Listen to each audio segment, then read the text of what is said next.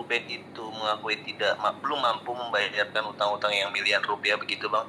Kalau di ranah Abang ini kan gugatan hak asuh anak, nah bagaimana cara pihak Abang dan Ruben membuktikan bahwa Ruben itu layak mendapatkan hak asuh anak Bang? Selama layak itu kan tidak bicara mengenai masalah uang saja semata-mata. Layak itu kan tidak bicara mengenai masalah karena ada kewajiban hutang. Sekarang saya tanya misalnya, siapa sih orang yang nggak punya hutang? Masalah besar kecilnya itu pasti semua orang punya hutang. Apakah dengan kondisi yang seperti itu terus kemudian orang didiskualifikasi, tidak bisa menjadi seorang ayah lagi, tidak bisa mendapatkan hak asuh anak lagi? Tidaklah.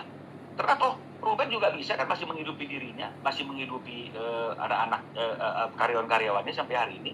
Artinya masih bisa melakukan hal-hal yang bagaimana harus dilakukan. Ini kan bicara kan mengenai masalah lubang yang besar yang memang harus ditutupi segera. Tapi kalau misalnya biaya rutin kan, ini kan tidak akan ada relevansinya kan, bukan berarti karena ada hutang terus di sini kemudian ada hambatan. Ini yang nggak boleh. Dan kalau ada orang yang mendalilkan seperti itu, dia harus membuktikan bahwa Ruben tidak mampu. Bukan kami yang membuktikan kami mampu, tapi orang itu yang membuktikan bahwa Ruben tidak mampu. Karena sampai hari ini, ya kalau kita lihat dari apa yang disampaikan oleh Ruben, dia masih ingin bertanggung jawab kan kepada umum sekolah anaknya.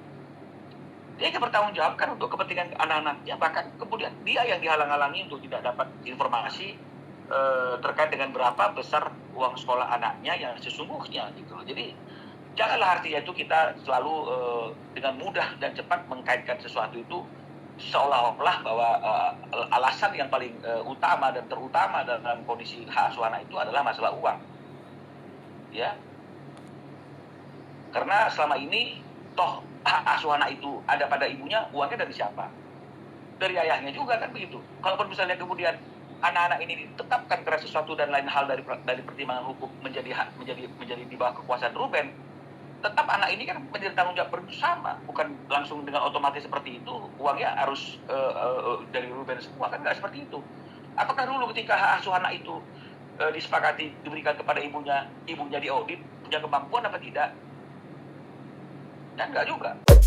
Terima kasih sudah menonton video ini. Jangan lupa subscribe dan aktifkan lonceng notifikasi supaya kamu nggak ketinggalan video terbaru dari Grid.